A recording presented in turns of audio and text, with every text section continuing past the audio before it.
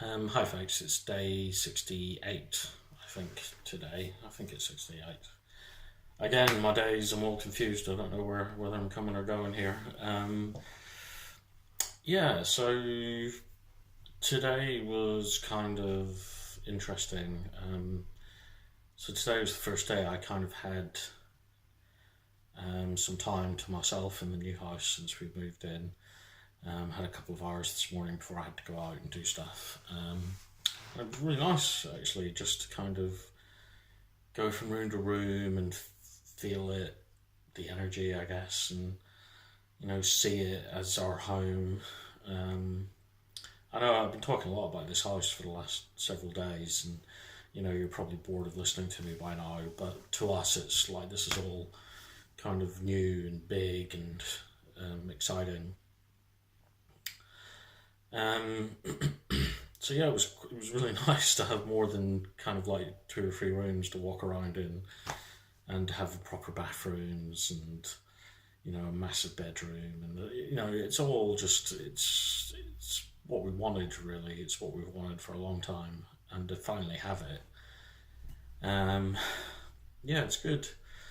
And then that leads me on to I had to go into London today for therapy, and I also had to go for a blood test to check my uric acid levels because unfortunately the pain in my foot that I promised never to talk about again hasn't really gone away, to be honest. So it's lingering around for quite a while now. It's not at the same level as it was, but it's still there and it's still kind of noticeable when I walk. So yeah, I'm having to have tests done to see what my uric acid levels are so they can kind of calibrate the medication that I need. I just want it gone now. It feels like it's been lingering around for far too long. I'm sick of it now. But also, after I had my blood test done, I went to have therapy, and that meant going into kind of like the West End area.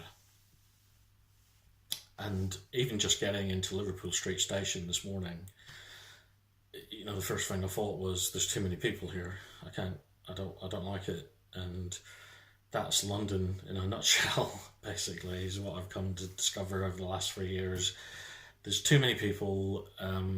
Everyone's too busy. Everyone's kind of there's just this air of tension in London that I pick up on. I don't know if anyone else does, but as soon as I step off a train into a busy train station, it's just there. It's like this awareness in the background that there's something. It's too much. It's too hectic. Um, Nobody's kind of there's no. I mean, tourists, I suppose, are kind of walking around luxuriously, and but most people aren't. Most people are rushing around to get places, to get to work, to get to lunch, to get back to work, to go home.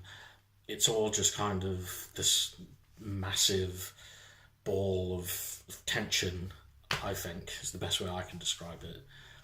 And when you live in that, like I have for the last several years, you know, it becomes kind of consuming, I suppose. So it's always there. I've spoken before about how I have um, this constant kind of anxiety, low level all the time.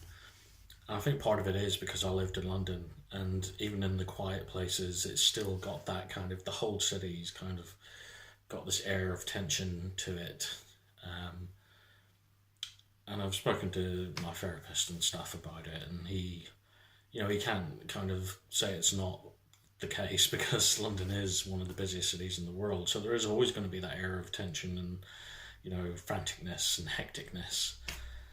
Um, but all in all, it just made me realise that on my walk to the station this morning in Enfield, there were a few people around. There were quite a lot of people, but it was a different kind of pace. It wasn't people. It was more laid back, I guess. People weren't rushing to get places. They were just pottering around, and that's what I want. Really, that was it just kind of made me realise that the difference between where I am now and where I used to be, it's like night and day. So in that respect, this has been like a really good move for us, and I think Fran feels the same way. Um, so yeah, it's made me realise that as stressful as the move was, and as anxious as I felt, during the course of the move, it was the right decision 100% to get out of London and kind of get to this kind of nicer paced life. And I know it's only been a couple of days, and but I think it was definitely the right move. I feel a lot more relaxed here. I feel, you know, I did some cooking today, did some washing. We had friends around to visit, and it was just nice. It was kind of like that's the life I wanted for the last couple of years. And I didn't even realize I wanted that life until recently. So it's been good to kind of come to that realization that being able to have friends come around and visit, and I'm sure over the summer we'll be having barbecues, and we've got a garden now, so we got furniture. We can do things like that, social things that we just couldn't do them before. Um, so yeah, it was 100% the right thing to do. Therapy today was a bit uneventful, really. It was just kind of,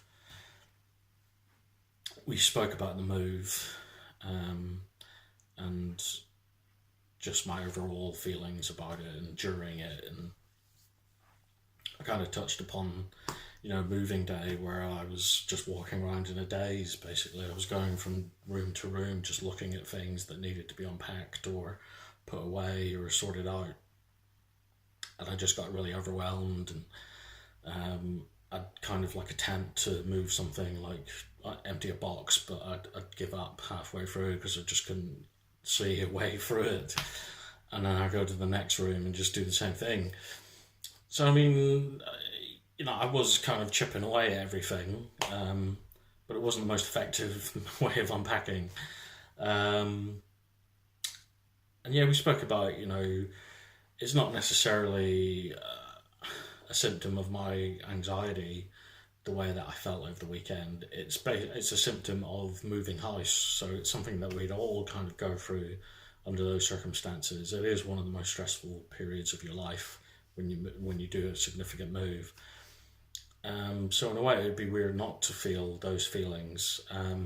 I think with me, when I start feeling those kind of feelings, I just automatically assume that it's my anxiety coming back, and that maybe feeds into it and makes it worse, I guess. I don't know. Um, yeah, I'm not sure. Um, but yeah, like I say, today's generally been quite good. I mentioned yesterday that I felt like my depression was kind of creeping back in slowly, now that all the distraction of the moves out of the way, and we're finally settling back into some kind of normal life at the moment. And yeah, I still feel that kind of low level depression there. And yeah, we spoke about it in therapy,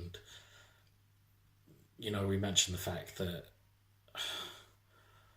I'm not going to say I had too much expectation about the move. I knew it was going to help me mentally. I don't think I genuinely believe that it would just be like a light switch clicking. Just making a move from one place to another is going to change the way I feel and the way I think.